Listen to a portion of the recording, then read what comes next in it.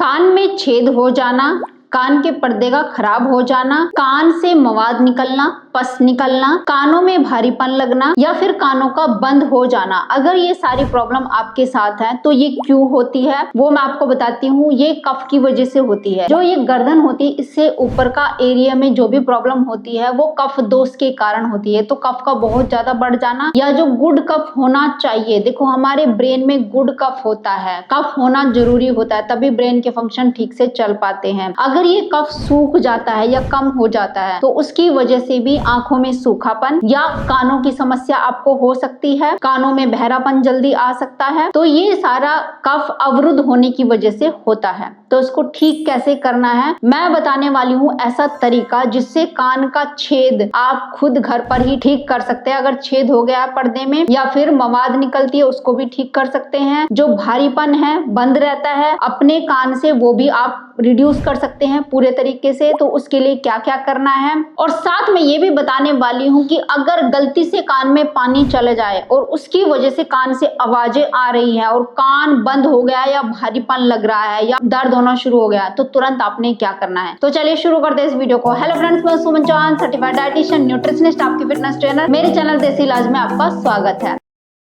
देखिए फ्रेंड्स, कभी कभी क्या होता है कि कफ जो होता है, कफ हमेशा ऊपर के एरिया में अवरुद्ध हो जाने की वजह से किसी किसी को ज्यादा छींके आती है, साइनस की समस्या हो जाती है, किसी किसी को आंख में प्रॉब्लम हो जाती है, आंखों से कम दिखाई देने लगता है या आंखें लाल हो जाती है। बहुत सारी समस्या होती है कफ से रिलेटेड। या फिर कानों में नजला आ गया है, अगर किसी के कानों में दिक्कत होने लगी है, यानी कि जो कफ होता है कई बार वो सूख कर आपके जो कान का पर्दा होता है उसके आसपास जमा हो जाता है, उसकी वजह से भी कानों से कम सुनाई देना, ये सारी समस्या होती है। और ऐसा लगता है कान बंद हो गया है, मतलब आपको यूं लगेगा आवाजें भी कि कहीं दूर जाके कोई बोल रहे वैसी आवाजें आपको सुनाई देगी। इसका मतलब है कानों से कम सुनना आपको शुरू हो गया। आपको लगेगा मेरे कानों की स्मरण शक्ति खराब हो रही है, लेकिन इसका मतलब ये नहीं होता कि सारी जिंदगी के लिए कान खराब हो रहे हैं। तो कुछ चीजें आपको करनी पड़ेगी अपनी इस प्रॉब्लम से छुटकारा पाने के लिए। वो जो सूखा हुआ कफ है उसको बाहर निकालने के लिए, या फिर जिनके कान से मवाद आ रही है उसको कैसे बिल्कुल खत्म कर सकते हैं उसके लिए भी। तो ये 4 प्राणायाम है, मेन ब्रीदिंग एक्सरसाइज है जो कि आपको घर पर बैठ के आराम से करनी है। उसके बाद बताऊंगी एक एक्यूप्रेशर पॉइंट्स है, 1-1 मिनट के लिए आपको प्रेस करना है। जो भी दिक्कत है कानों से रिलेटेड वो आपकी बिल्कुल ठीक हो जाएगी। और साथ में बताने वाली हूँ जब कभी पानी चला जाता है तो तुरंत आप क्या करेंगे उस पानी को निकालने के लिए। तो सबसे पहले प्राणायाम है अनुलोम विलोम प्राणायाम। देखिए अगर आप ऐसा समझ रहे हैं कि प्राणायाम हमने बहुत बार किया है हमें आराम नहीं लगा है तो ये आपकी बहुत ज्यादा गलतफहमी है। या तो आपने सही तरीके से उसको नहीं किया होगा या आपने रेगुलरली बेसिस पे नहीं किया होगा। मेरे कहने के अनुसार अगर आप 7 दिन या 15 दिन ये प्राणायाम कर लेते हो तो मैं यकीन के साथ कह सकती हूँ कि आपकी कानों से रिलेटेड जो भी समस्या, कुछ भी समस्या है, जैसे कानों में छेद होना या फिर कानों से मवाद निकालना, स्पेशल ये 2 भयंकर बीमारी होती है, सालों साल चलती रहती, ठीक नहीं होती है। बहुत सारे लोग ऑपरेशन करा के भी अपने कानों की प्रॉब्लम्स को जड़ से ठीक नहीं कर पा रहे हैं। तो मैं ये प्राणायाम आपको इसलिए बता रही हूँ, अगर जड़ से ठीक करना है, कानों का छेद घर पर ही आप भर सकते हैं ये प्राणायाम करके।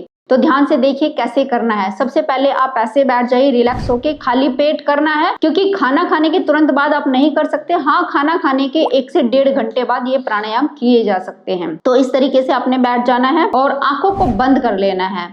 लंबी गहरी सांस भरेंगे। सबसे पहले तो अपने आप को रिलैक्स करना है, देखिए कैसे, और छोड़ देंगे। फिर से भरेंगे, मुंह से भी छोड़ सकते हैं, नाक से भी छोड़ सकते हैं, आपकी मर्जी है।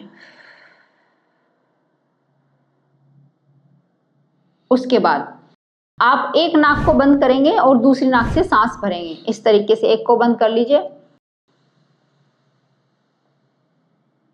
फिर कोई भी 2 उंगली ले सकते हैं, जैसे 2 उंगली आप ये वाली ले सकते हैं, पहले वाली उंगली, या फिर 2 जो लास्ट की उंगली है इनको भी लिया जा सका इस तरीके से। लेकिन आप बिल्कुल नॉर्मल होके करें और ऐसे 2 उंगली ये वाली और अंगूठे से हम ये प्राणायाम करेंगे। देखिए कैसे,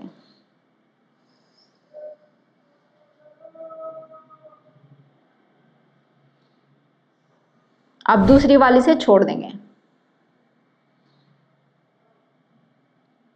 फिर भरेंगे,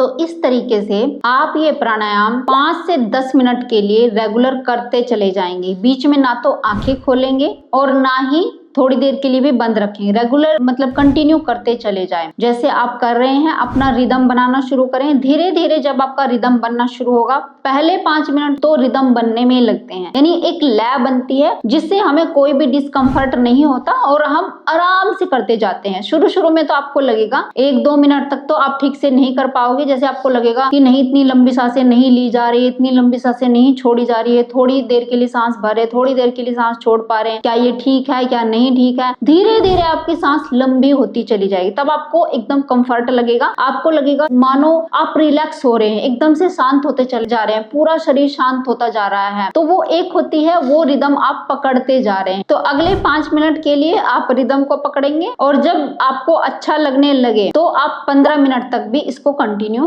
कर सकते हैं डेली बेसिस पे। चलिए नेक्स्ट प्राणायाम है कपालभाति। कपालभाति कैसे करना है देखिए ध्यान से। आंख बंद करके ऐसे बैठ जाइए, कोई भी मुद्रा आप लगा सकते हैं या फिर कोई मुद्रा नहीं लगाना चाहते इस तरीके से लगा लीजिए।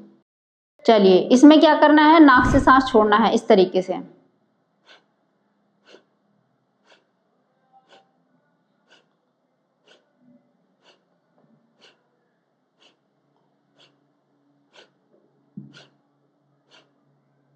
जल्दी जल्दी ना करें, जैसे कुछ लोग ऐसे करते हैं,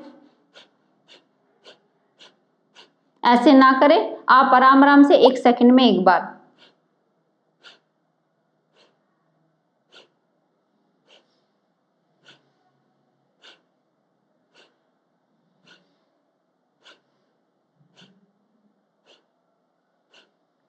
जब आप पहले दिन करेंगे तो 5 मिनट काफी है। दूसरे दिन आप टाइम धीरे धीरे से बढ़ाइए और लगातार जब आप कंटिन्यू करते चले जाएंगे तो आप लगातार डेली बेसिस पे 15 मिनट तक कपालभाति को करेंगे, यानी 15 मिनट अनुलोम विलोम, 15 मिनट कपालभाति। अब तीसरे प्राणायाम पे आते हैं। तीसरा प्राणायाम है भ्रामरी प्राणायाम। इसमें आपको क्या करना है, पहले सांस भरनी है और सांस छोड़ते हुए भंवरे जैसी आवाज निकालनी है आंखों को बंद करके। देखिए कैसे।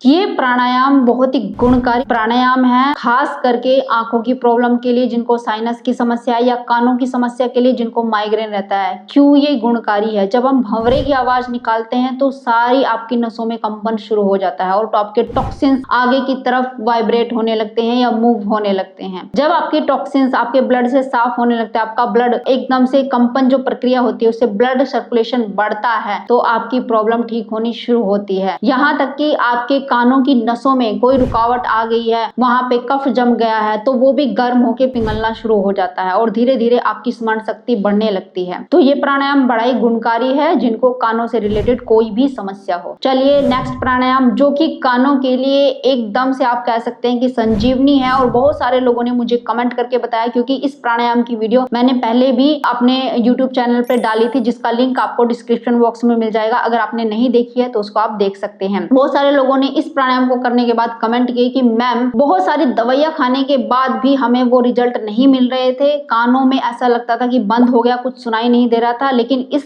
प्राणायाम को करने के बाद 5 मिनट के अंदर अंदर हमारी स्मरण शक्ति मानो वापस आ गई है। तो इसके बहुत ही गुण हैं, आप भी करना शुरू करें, कोई भी आपकी समस्या क्यों ना हो वो ठीक हो जाएगी कानों से रिलेटेड।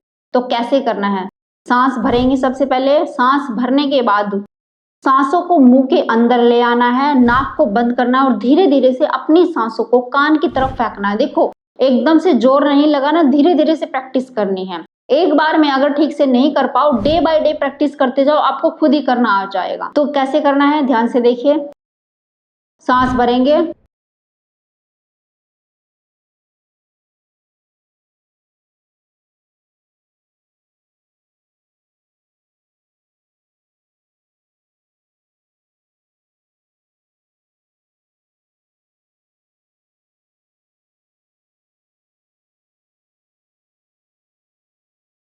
जो सांस भरी हुई है उसको पी जाना है और फिर नाक से एक्सहेल करना है। और ये कम से कम जब हम एक बार सांस भरते हैं, हवा को पुश करते हैं तो 7 से 8 बार करें और बस उसके बाद अब आपने जो सांस मुंह के अंदर रखी हुई है उसको पी जाना है और वापस एक्सहेल अपने नाक से करना है। इस तरीके से कम 3 सेट करें। पहले दिन आप अगर कर रहे हैं तो 3 सेट करें।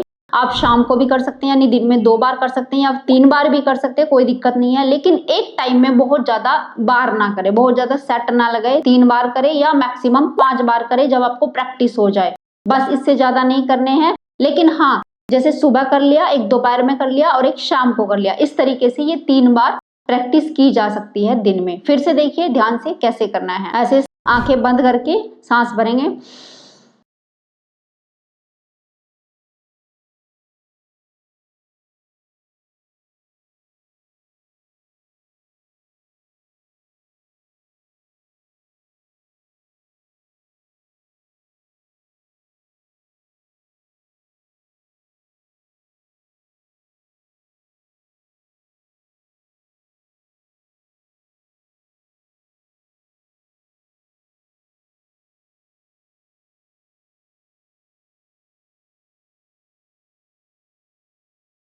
देखिए मैं ज्यादा बार कर पा रही हूँ क्योंकि मेरी थोड़ी प्रैक्टिस है। सांस को होल्ड रखने की भी, डीपली एक्सहेल करने की, इनहेल करने की भी मेरी थोड़ी प्रैक्टिस हो रखी है। आपकी नहीं होगी तो इसलिए स्ट्रेस नहीं देना है। मान लिया आप सांस को रोक के रख रहे हैं, फोर्सफुली आप कानों की तरफ फेंक रहे हैं, वो स्ट्रेस नहीं देना, धीरे धीरे से करना है। 2 या 3 बार ही अपनी सांस को यहाँ फेंक पा रहे हो, कोई दिक्कत नहीं है। कम से शुरू करना है लेकिन स्लोली आगे बढ़ाना है। इस तरीके से प्राणायाम को बड़े आराम से और ध्यान से करना होता है। फोर्सफुली करेंगे तो रिजल्ट नहीं मिलेगा। तो ये प्राणायाम 4 अपने डेली हैबिट्स में आप ऐड कर लो अगर कानों से रिलेटेड कोई भी समस्या है। अब मैं आपको बताती हूँ points. Acupressure point daily 1-1 minute आपको दबाना है, सुबह शाम दोनों टाइम दबाना है। देखो ये आपकी छोटी उंगली है और ये आपकी रिंग फिंगर है, इसके बीच में यहाँ पे हथेली में ये एक पॉइंट होता है जो कानों की हर समस्या को दूर करता है, कानों का बहरेपन को दूर करता है और समय से पहले कानों की कोई भी परेशानी आपके साथ हो रही है उसको एकदम से ठीक कर देगा। तो डेली आपने यहाँ ऐसे अंगूठे को रखना है और 1 मिनट के लिए प्रेस करके रखना है। जैसे आप टीवी देख रहे हैं आराम से बैठे हुए, तब भी आप इसको प्रेस करके रख सकते हैं। 1 मिनट तक प्रेस करें। ऐसे ही फिर अपने दूसरे हाथ में 1 मिनट तक प्रेस करके रखेंगे और फिर आप इसको छोड़ दें। एक बार सुबह कर ले और एक बार शाम को कर ले। अब चलिए मैं आपको बताती हूँ, गलती से अगर कान में पानी चला जाए उससे आवाजें भी आने लगती है और कान में लगता है कान बंद हो गया है, कई बार दर्द भी हो जाता है। और लोग क्या करते हैं, वो जो कान साफ करने वाली होती है उसको लेके ऐसे घुमाते रहते हैं, कई बार खुजली होने लगती है। लोग क्या करेंगे, उंगली डाल के ऐसे जोर जोर से हिला देंगे। कभी भी ऐसे मत करना, आपके पर्दे के ऊपर इफेक्ट हो सकता है, पर्दा फट सकता है या कान में तेज पेन हो सकता है या कान में घाव भी हो सकता है। तो ऐसे कभी मत करना। अगर खुजली भी हो तो हल्के हाथों से ऐसे मसाज करना है या फिर धीरे धीरे से आप ऐसे कर सकते हैं। सबसे अच्छी चीज तो ये है कि कान के पीछे ऐसे रख के ऐसे मसाज करें आप धीरे धीरे से, अगर खुजली हो रही है। अब जैसे मेरे इस कान में पानी चला गया है, तो जब भी आपको आराम मिले या काम से आप रेस्ट पे हो, काम से फ्री हो गए हो, तो तुरंत क्या करें, इसी करवट अपने बेड पे जाएं और ऐसे पिलो ले लें आराम से और इसी करवट लेट के सो जाएं। आधे घंटे की, पौने घंटे की, जितना आप नींद ले सकते हैं उतना नींद लेना है। बस इसी करवट आप लेटे रहे हैं। अगर कोई बात नहीं, दिन में आपको टाइम नहीं मिलता तो रात के समय में भी गलती से आपको लग रहा है इस कान में मेरे पानी चला गया, मैं क्या करूं, आप दवाई की तरफ भागते हो और डॉक्टर से ड्रॉप लेके आ जाते हो। कभी भी ये गलती मत करो। तरह तरह की ड्रॉप अपने कानों में मत डालो, ये दिक्कत पैदा कर सकती है। बहुत जरूरी हो, बहुत रेयर केसेस में तब आपको ड्रॉप्स का यूज करना चाहिए। नहीं तो क्या करें, कान में पानी चला गया है तो आप लेट जाएं उसी करवट जिस कान में पानी गया है। रात को सोते वक्त भी उसी करवट लेटे रहे। वो जो पानी गया है वो ऑटोमेटिक, जब आप रिलैक्स मोड में होते हैं, सोते हुए होते हैं, तो बॉडी क्या करती है, जितने भी टॉक्सिन्स बॉडी के अंदर गए हुए होते हैं उनको बाहर निकालने की कोशिश करते हैं, लेकिन आप उसको मौका नहीं देते। इसलिए आपको मौका देना है, उस करवट लेट जाना, वो पानी खुद ही निकल जाएगा। ज्यादा छेड़ाछाड़ी कभी भी अपने कान वाले एरिया में मत करें और ऐसी वैसी दवाइयाँ किसी से भी लेके ज्यादा मत प्रयोग करें उनको, नहीं तो कान की स्थिति बदतर हो सकती है। उम्मीद है आज की वीडियो आपको बहुत पसंद आई होगी, आप लाइक शेयर भी करेंगे। अगर चैनल पे आपने चैनल को सब्सक्राइब कर लीजिए। तो फिर मिलती हूँ नेक्स्ट वीडियो में, तब तक के लिए बाय, टेक केयर।